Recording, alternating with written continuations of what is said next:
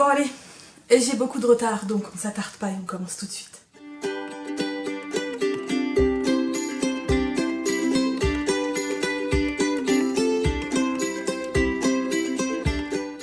Salut tout le monde, aujourd'hui on se retrouve pour une nouvelle vidéo qui sera un point lecture. J'ai 4 romans à vous présenter comme d'habitude, donc ceux-là là, qui seront uniquement consacrés au mois de la fantaisie.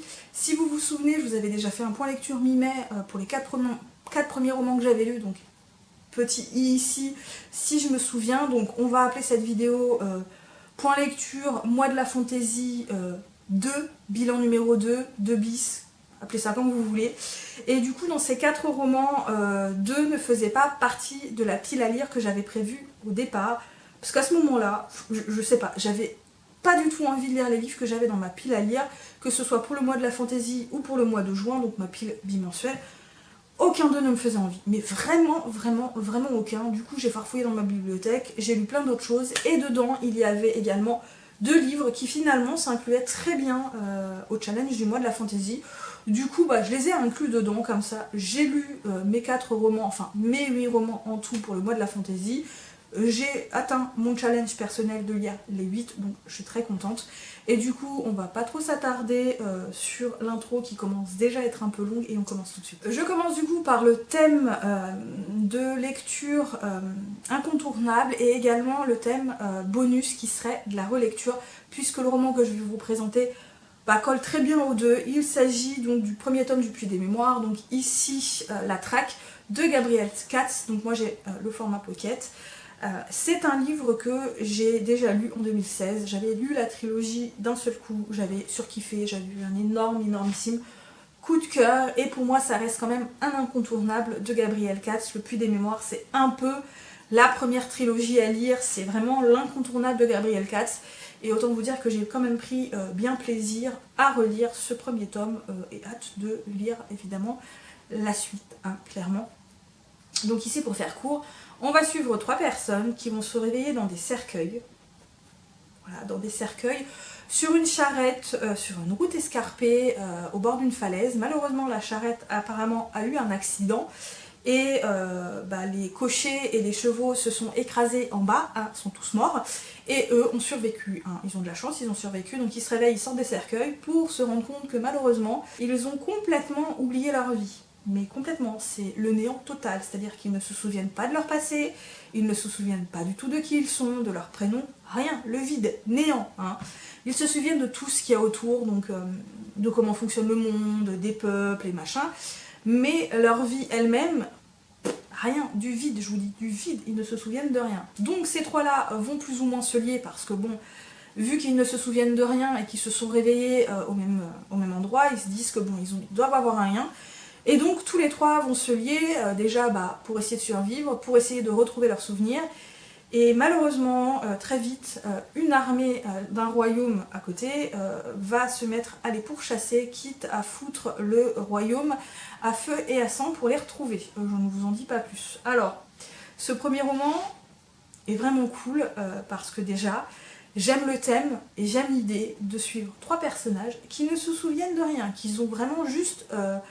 c'est comme s'ils revenaient au monde pour une seconde fois et qu'ils réapprenaient à vivre, voilà, ils font avec, et j'aime beaucoup cette idée. Maintenant, c'est un livre qui est au départ assez descriptif, qui joue entre des périodes, on va dire, tranquilles, apaisées, avec des moments plus vifs, plus intenses. Il y a beaucoup de descriptions, ce qui est normal, c'est de la fantaisie en général. La fantaisie adulte, il y a pas mal de descriptions, mais la description, avec le fait qu'il y ait des passages qui soient assez calmes, assez tranquilles, je trouve que ça casse pas mal le rythme et ça le rallonge, et j'ai trouvé ça assez dommage. Maintenant, pour moi, c'est le seul vrai gros défaut de ce roman, parce que c'est un univers qui est assez riche, c'est un univers avec des personnages, notamment le trio, qui porte vraiment le roman à lui seul, presque, j'ai trouvé assez génial. Donc on rencontre plein de personnages secondaires qui sont plus ou moins importants pour ce premier tome. Donc on suit donc Olen, Carib et Nils. Tous les 3 ont des caractères vraiment différents les uns des autres. Ils ont des défauts, des qualités, ils ont des points forts, des points faibles. et en fait ils sont très complémentaires. Ils vont pouvoir compenser les points faibles des autres avec leurs points forts et vice versa, et ça j'ai trouvé que c'était plutôt cool. Ils forment vraiment une équipe autant disparates que bien complémentaires. Ils sont vraiment bien ensemble, je trouve qu'ils forment vraiment une super bonne équipe. J'adore ces personnages là. Chacun a des aspirations différentes, chacun cherche un peu à se trouver, et j'ai trouvé que c'était vraiment cool. Les personnages se dévoilent petit à petit, ils découvrent des choses sur eux petit à petit, et en même temps on a cette armée et ces gens qui les pourchassent, qui les traquent, et eux essaient de survivre dans ce monde finalement qu'ils connaissent très peu, sans savoir pourquoi on les pourchasse, puisqu'ils ne se souviennent de rien. Est-ce que c'est vrai, est-ce que c'est pas vrai, les raisons qui sont données à leur chasse? Et vraiment j'ai trouvé que c'était un très bon premier tome, et je prendrai certainement beaucoup de plaisir à lire la suite. Je continue par le thème, un livre qui vous fait peur, et j'avais choisi donc Shadow Scent, Le parfum de l'ombre de P.M. Friston, publié chez La Martinière Fiction. J'avais choisi celui-là parce que j'avais vu des avis qui étaient très bons, d'autres qui étaient beaucoup plus mitigés, qui avaient un avis plus tranché, et je vous avoue que du coup ça me faisait peur, j'avais peur d'être déçue. Alors j'ai pas été déçue, j'ai bien aimé ce roman, même si j'ai un avis quand même assez mitigé, donc je fais partie de ceux qui ont un avis assez mitigé. Donc ici, on va d'abord suivre Raquel qui vit dans un petit village assez désertique. Elle vit avec son père. Son père est un retraité de l'armée. Son père est atteint d'une maladie qui se nomme la pourriture, qui est très connue, beaucoup de gens l'ont, et malheureusement il n'y a pas de remède pour cette pourriture.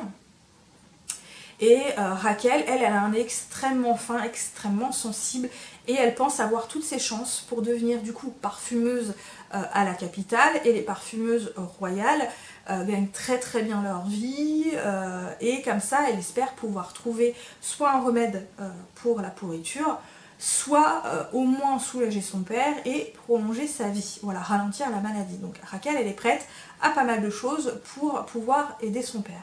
À côté, on va suivre le prince héritier et son bouclier, donc, qui s'appelle Ash, qui sont en quarantaine depuis des années au palais royal, sauf que le roi est en train de mourir, et donc sa mère va commencer à le préparer pour reprendre le trône, puisque c'est le fils héritier. Et donc le prince et son bouclier vont partir en voyage pour vraiment commencer à se préparer, découvrir le royaume et les royaumes qui sont sous la tutelle de ce royaume. Manque de bol, il va se passer plein de choses, ce qui fait que Raquel et Ash vont pas avoir d'autre choix que d'essayer de se sauver, et de notamment sauver le prince. Je vous en dis pas plus là-dessus. Alors j'ai bien aimé ce roman, le schéma est assez classique dans le young adulte, c'était un roman assez classique. Au départ j'ai eu du mal à vraiment rentrer dans l'histoire, parce que je n'arrêtais pas du tout de comparer ce roman à Gods of Men, que j'avais lu très peu de temps avant, et qui avait été un bon coup de cœur. Donc voilà, au départ j'arrivais vraiment pas à m'arrêter de comparer ces deux romans. Donc après voilà, j'ai réussi à séparer les deux romans, et je me suis plus facilement plongée dans ce roman. Alors il se passe pas mal de choses dans ce roman, c'est assez complexe, il y a plein de choses qui vont arriver, il va y avoir des révélations, finalement rien ne semble être ce qu'il paraît, bref, il y a vraiment plein de choses qui se passent. J'ai bien aimé, j'ai beaucoup aimé la découverte de pas mal d'endroits, parce que en fait Ash et Raquel vont découvrir vraiment beaucoup de paysages différents, beaucoup d'endroits différents, avec des cultures différentes, des paysages différents, des choses différentes. Ça j'ai vraiment bien aimé cette découverte. Par contre j'ai eu du mal avec le personnage féminin qui m'a pas mal agacée par moments. Beaucoup moins avec Ash, parce que Ash finalement il a un lourd secret qu'il essaie désespérément de cacher. Il n'y a que le prince qui est au courant, le prince qui également essaie de le protéger, et ça j'ai beaucoup aimé ce fait que Ash essaie de cacher vraiment quelque chose de lui-même. Ash est un personnage qui a quand même vécu pas mal en quarantaine également avec le prince, donc finalement il connaît pas vraiment le monde, et là il le découvre, et clairement tout seul dans la nature je crois qu'il n'aurait pas survécu très longtemps, hein. Voilà, bref, tout ça j'ai bien aimé. Maintenant c'est un schéma assez classique, les personnages sortent pas de l'ordinaire. Voilà, voilà, il y a... Voilà, j'ai pas réussi vraiment à m'attacher au personnage, j'ai pas vraiment réussi à trouver l'histoire plus originale que ça. J'ai vu venir des choses, mais de très très loin. Il y a des choses, enfin je le savais, et ça s'est avéré vrai.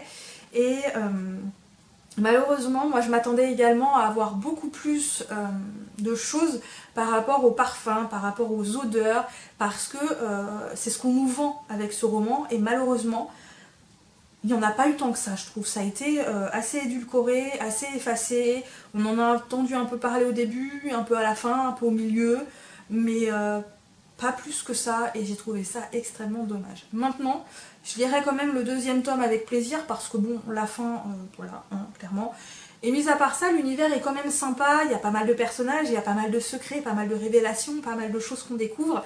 Donc évidemment, ouais, je lirai le deuxième tome pardon, avec plaisir, même si ça fait pas partie de mes priorités. Je continue par le thème héroïne, hein, parce que je l'ai mis dans le thème héroïne, celui-là. Il s'agit du premier tome d'un tempérament de feu, donc les liens du sang de Helen Harper, publié chez MXM Bookmark dans leur collection Urban Fantasy. À savoir tout de suite, le résumé, je pense qu'en fait c'est le résumé du tome 2, et pas le résumé du tome 1, je m'en suis rendu compte après, et je crois qu'ils sont plantés dans le résumé, hein, dans la 4e de couverture, ouais, c'est clairement le tome 2, à mon avis. Bon, bref, c'est pas grave, hein, on fait avec, hein, mais c'est pour vous dire, ne lisez pas le résumé parce qu'en fait ça parle pas du tout du tome 1, je pense vraiment que ça parle du tome 2. Quand on lit le roman, quand on lit ce roman-là, quand on arrive à la fin, et quand on lit la 4e de couverture, on fait ça correspond pas trop en fait, ça correspond pas trop, ça correspond plus au tome 2, hein, voilà, bref. Pour en revenir à nos moutons, donc ici on est en Cornouailles, on y suit Mackenzie qui est une jeune humaine totalement normale qui vit dans une meute de métamorphes. Or, une humaine qui vit dans une meute de métamorphes, c'est plutôt condamnation à mort pour l'humaine et normalement pour toute la meute, puisque les humains normalement ont interdiction de connaître le monde de la féerie, des créatures fantastiques, des métamorphes. Voilà, voilà, voilà. Hein, donc Mackenzie vit dans cette meute, elle est plus ou moins cachée, plus ou moins protégée, puisque c'est une meute assez isolée qui n'a jamais vraiment de soucis. Et malheureusement, l'alpha qu'elle considère comme un père, qu'il a toujours protégé et qu'il aimait comme une fille, va être tué, et ensuite, après ça, va y avoir une délégation des big chefs qui contrôlent en fait toutes les meutes, qui peut s'apparenter au gouvernement humain, hein, voilà, va venir du coup mener l'enquête, et va se pointer le big nouveau alpha qui contrôle toutes les meutes pour mener l'enquête. Manque de bol, il faut aussi cacher qu'elle est humaine et qu'en plus elle veut aussi découvrir qui a tué l'alpha de sa meute pour pouvoir se venger. Hein, voilà, je vous en dis pas plus pour ce premier tome. Alors, c'est un premier tome assez sympathique, ça se lit vite, c'est agréable. Malheureusement, ça ne sort pas vraiment des sentiers battus. C'est du vu, du revu. Voilà, là-dessus, j'ai pas trouvé grand chose d'original. Harper est un personnage féminin assez costaud. Il y a un début de romance entre elle et le Big Alpha, hein, clairement. Il y a l'originalité du fait que les métamorphes ici, il n'y a pas que des métamorphes loups-garous ou ours. Il y a des renards, des blaireaux, des rats, des hamsters, des écureuils. Oui, voilà. L'originalité de ce roman, c'est que les métamorphes, peut y avoir des écureuils, des hamsters. Et d'ailleurs, pour protéger Mackenzie dans la meute, on va la faire passer pour un métamorphe hamster. Voilà, c'est... sauf qu'elle a rien d'un hamster, hein, Mackenzie. Mackenzie, c'est une femme forte, costaud, qui sait se battre et qui sait clairement défendre ses convictions. Hein, voilà, clairement. Mis à part ça, ouais, c'est déjà vu, c'est revu, on passe juste un bon moment, mais il n'y a rien de vraiment original. Voilà, je trouve ça un peu décevant du coup.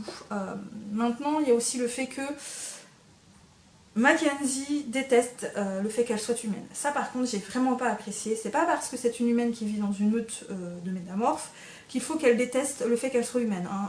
Elle interagit avec des humains, elle interagit avec des métamorphes. Elle devrait plutôt se sentir fière d'avoir la possibilité de nouer des liens avec les deux, et malheureusement c'est pas le cas. Et je trouve ça extrêmement dommage. de se dénigrer soi-même parce qu'on n'est pas comme les autres. Voilà, je trouve ça vraiment très dommage. Maintenant, voilà, j'ai passé un bon moment, je lirai la suite avec plaisir, mais voilà, il n'y a rien d'original là-dedans. Et je termine du coup par le thème choisis ton camp, donc chevalier, nain et tout ça. Moi j'ai choisi le camp des chevaliers puisque ce roman on parle de chevaliers. Il s'agit donc des chevaliers du Tintamarre de Raphaël Bardas, publié chez Nemos. C'est un one shot, donc en plus c'est pas plus mal, donc on le lit, on a fini. Donc ici on est dans de la fantaisie un peu différente puisque ça va se passer uniquement sur une île avec une mythologie bien particulière qui est assez survolée, je trouve ça assez dommage. Donc il y a des îles et il y a également autour de l'île des îles flottantes où vivent, on va dire, la haute société. Donc nous on va surtout être sur l'île principale. On va y suivre un trio, donc la Morue, Rossignol et Silas, qui ont grandi ensemble, qui font tout ensemble, ils forment une équipe.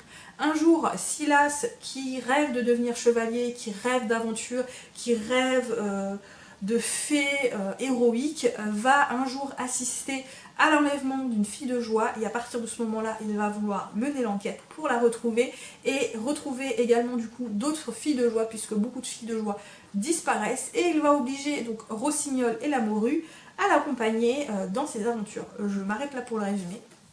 Je trouve encore une fois que la quatrième de couverture en dit trop, hein, d'accord, pour le résumé. C'est un roman assez court qui fait juste 300 pages, même un peu moins je crois, que je vous dise pas de bêtises, ouais, il fait 260 pages à peu près, c'est écrit gros.